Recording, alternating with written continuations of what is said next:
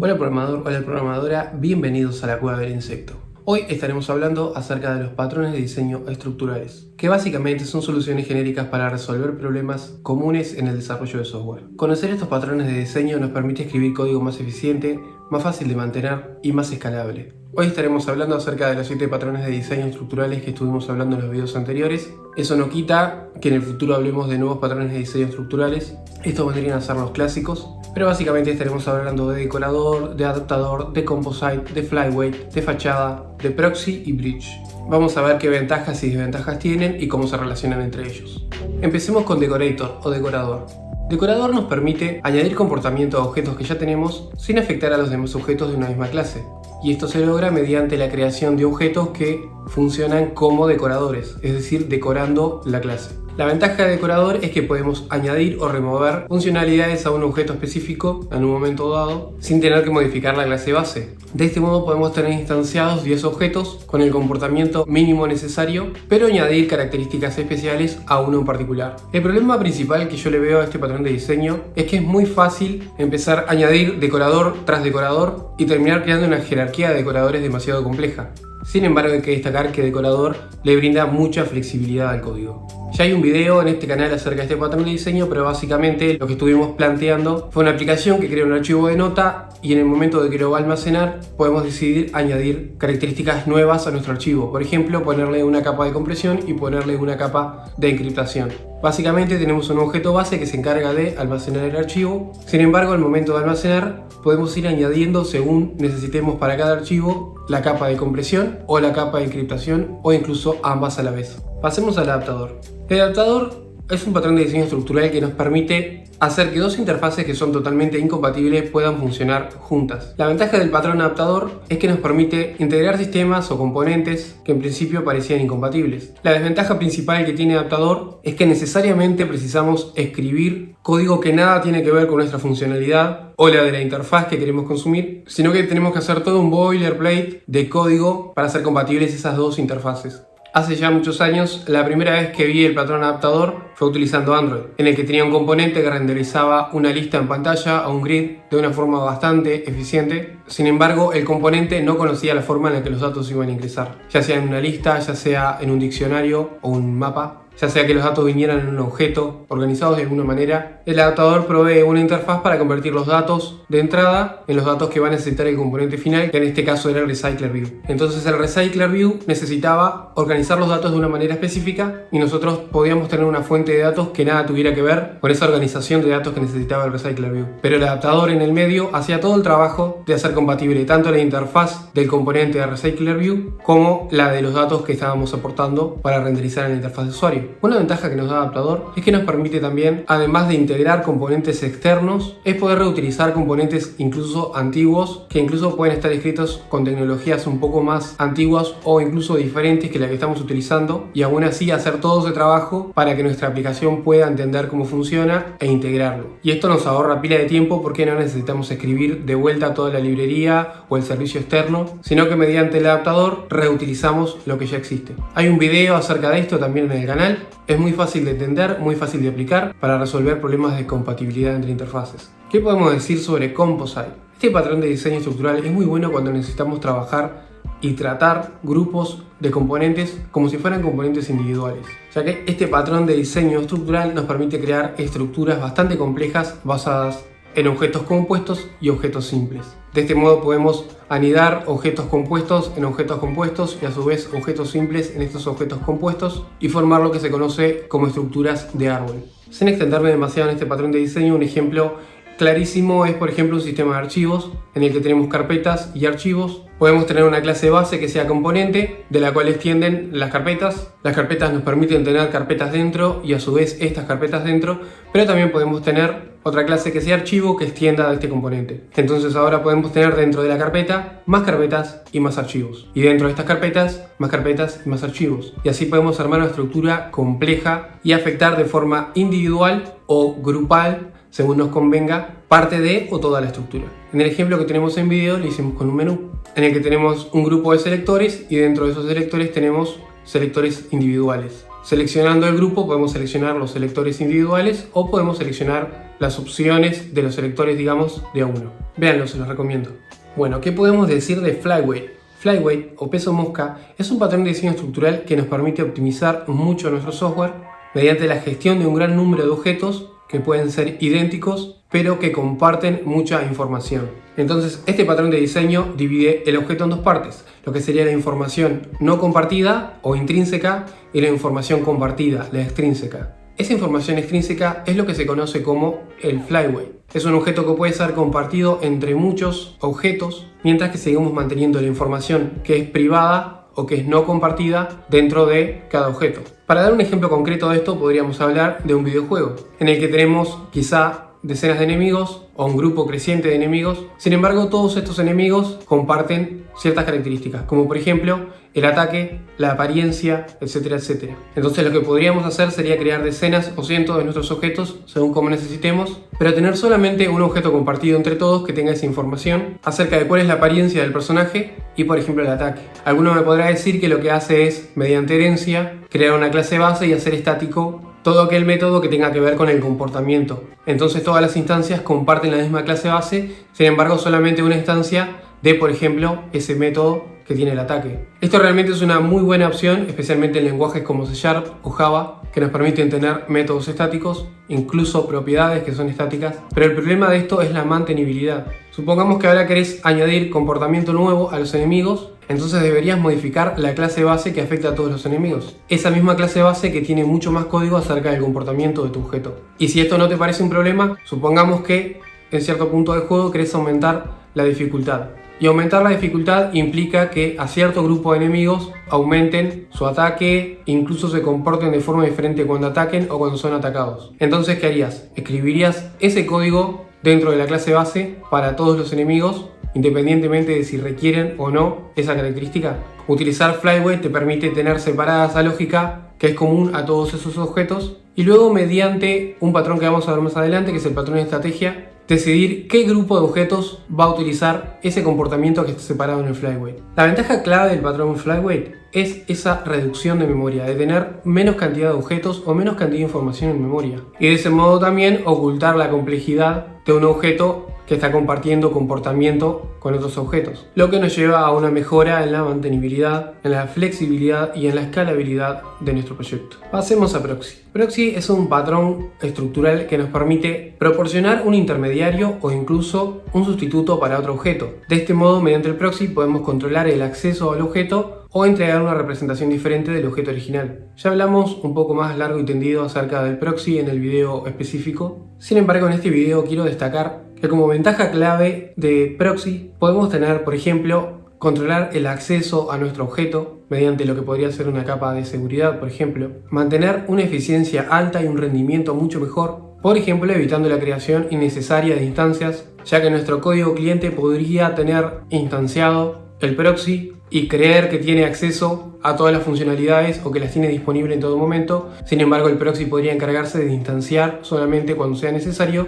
aquel comportamiento que nuestro cliente va a necesitar. Lo que quiere decir que, al igual que Flyweight, nos puede ayudar a reducir el consumo de memoria, por lo menos en ciertos momentos de la ejecución. Por ejemplo, el objeto proxy nos podría servir para manejar solicitudes a una base de datos, ocultar, por ejemplo, la autenticación hacia el servidor que tiene esa base de datos, funcionar como una especie de caché para evitar múltiples solicitudes que van a traer la misma data y así un montón de cosas más. Si bien ahora vamos a hablar un poco acerca del patrón fachada, el propósito de ambos puede ser bastante similar en principio porque nos está devolviendo una interfaz al cliente que opera de intermediario entre, como le dijimos, el cliente y el código que hay por detrás, es decir, ambos son intermediarios. Hay diferencias claves que hacen que sea más apropiado utilizar uno u otro en un contexto específico. El patrón de diseño fachada se utiliza principalmente para devolvernos una interfaz simplificada de aquel objeto u objetos que queremos consumir. Sin embargo, Proxy se encarga de devolvernos la misma interfaz, pero con poderes extra, digamos. Como lo dijimos anteriormente, autenticación, caché, control de memoria, etcétera, etcétera. Así que con esto podemos tener claro entonces que Proxy se encarga más que nada de proveer una interfaz con cualidades extra a aquella que queremos consumir. Y la mayoría de las veces el cliente ni se va a dar cuenta de que está trabajando con un proxy en lugar de trabajar con el objeto que necesita. Como comentaba en el video que hice específicamente para Proxy, Proxy es muy similar en cuanto a lo que podemos ver en un diagrama, a por ejemplo el patrón decorador, ya que extendemos de la misma clase base, tenemos la misma interfaz y luego tenemos una interfaz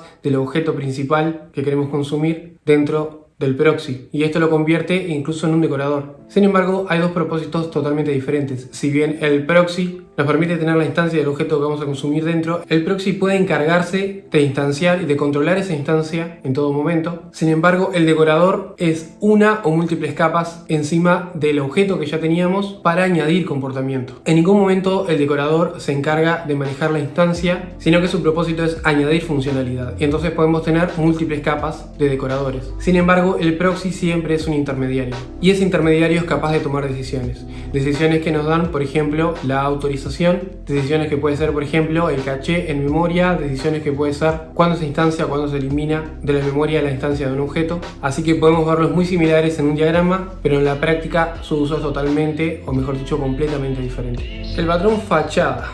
El patrón fachada está orientado especialmente en facilitarle la vida al cliente, de modo que mediante una interfaz muy simplificada podemos ocultar implementaciones complejas de múltiples objetos por detrás. Porque fachada es simplemente esto, ocultar la complejidad de un sistema detrás de una interfaz simplificada. Y si bien con fachada estamos hablando acerca de la organización del código, es una analogía muy común y por eso se le llama fachada, que por ejemplo cuando nosotros hacemos un clic en un botón, como usuarios, no nos interesa saber qué es lo que está ocurriendo por detrás, simplemente hacemos el clic y esperamos la respuesta. Nosotros no nos encargamos de hacer una llamada primero a la autorización a ver si estamos autorizados a consumir ese endpoint.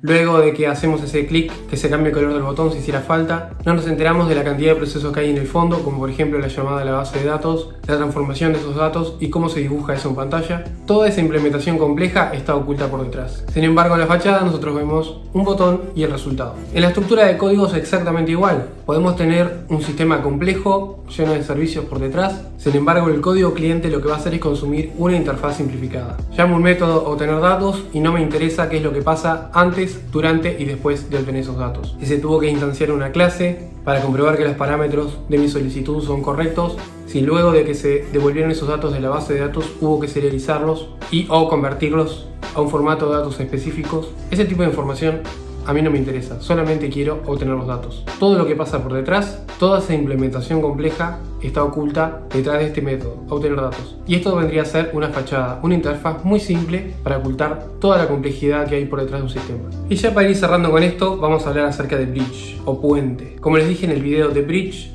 es un patrón que me encanta y la verdad es que siempre que escribo código lo hago pensando en este patrón de diseño, es decir, no pongo mi cabeza pensando en qué patrón de diseño puedo implementar, porque en realidad no es un enfoque correcto, pero sí en la finalidad de este patrón. Esta finalidad a la que me refiero es la de separar la responsabilidad que tienen nuestros objetos. Y la propuesta de bridge es separar la abstracción de la implementación. Y de esta manera, dos componentes que están relacionados pueden evolucionar de forma independiente. En el ejemplo que les di acerca de bridge, teníamos un servicio que se conectaba a la base de datos. Sin embargo, nosotros podíamos cambiar nuestra base de datos por otra. Toda la responsabilidad que estaba por detrás, todo lo que tenía que ver con la base de datos, estaba separada en otra clase. Y el código cliente nuestro solamente dependía de la abstracción. Lo que quiere decir que en algún momento nosotros podíamos decidir cambiar este código que consume una base de datos por otro, y el código cliente no sería afectado en ningún momento porque la interfaz a la que tiene acceso sigue siendo la misma. Un ejemplo muy común que se ve por ahí vendría a ser, por ejemplo, una aplicación que dibuja formas. Entonces esa clase de dibujar tiene un método que se llama dibujar, que es para dibujar la forma. A la hora de dibujar la forma, ese método de dibujar no tiene la lógica que se requiere para dibujar la forma, solamente llama a la abstracción. Y esa abstracción provee la interfaz para que, por ejemplo, una clase de forma rectangular pueda tener esa lógica en el método dibujar, o una forma círculo pueda tener esa lógica dentro del método dibujar, o una forma triangular pueda tener esa lógica dentro del método dibujar. Entonces ahora mi clase forma lo que hace es llamar a ese método dibujar que se encuentra en la abstracción, y según la instancia a la que se le haya delegado la responsabilidad de realizar ese dibujo, un rectángulo, un triángulo, un círculo, va a hacer que se ejecute una lógica u otra. Así que volvemos entonces a decirlo y a resumirlo. La principal ventaja o la ventaja clave del patrón bridge es separar las responsabilidades entre las abstracciones y las implementaciones. De verdad les recomiendo mirar el video que hice acerca de este patrón de diseño, porque al igual que todos estos patrones de los que estuvimos hablando ahora, se estuvieron exponiendo ejemplos en código. Conclusiones. Los patrones de diseño estructurales nos permiten solucionar problemas comunes a la hora de escribir código, mientras que también nos ayudan, valga la redundancia, a estructurar nuestro código de forma mucho más efectiva. Los patrones de diseño estructurales nos permiten reducir la complejidad del código, y si bien nosotros tenemos en muchas ocasiones más código del que teníamos inicialmente, los patrones de diseño estructurales nos proveen esas herramientas que necesitamos para separar las responsabilidades y organizarlas de una forma mucho más coherente, a la vez que reducimos también el acoplamiento entre nuestras clases y objetos.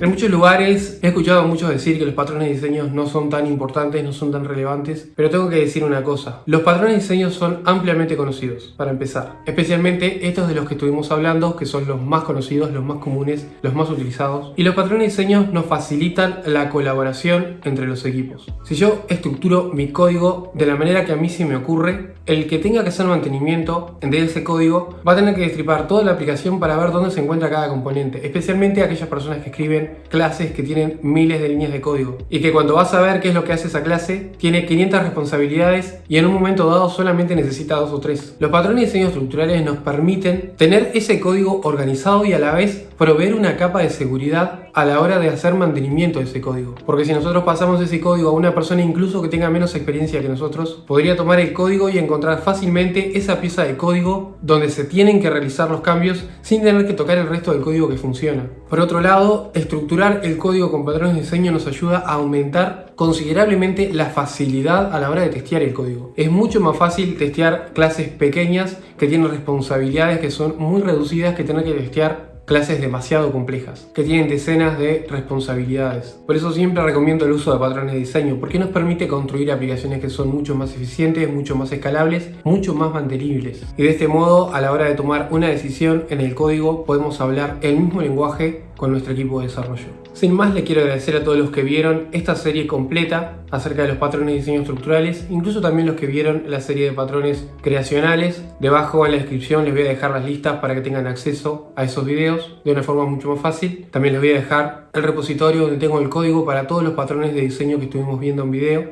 Y a partir de este momento abro la puerta porque vamos a empezar a hablar acerca de los patrones de diseño de comportamiento. Con esto me voy a despedir, pero recordándoles que hay un botón de suscribirse debajo. Suscríbanse, denle me gusta a este video y compártanlo. Un abrazo fuerte y nos vemos en el próximo video.